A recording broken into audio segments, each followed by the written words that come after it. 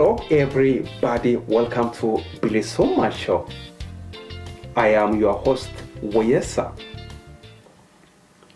A rights group says the Ethiopian government regularly listens to and records the phone calls of opposition activities and journalists using equipment provided by foreign companies.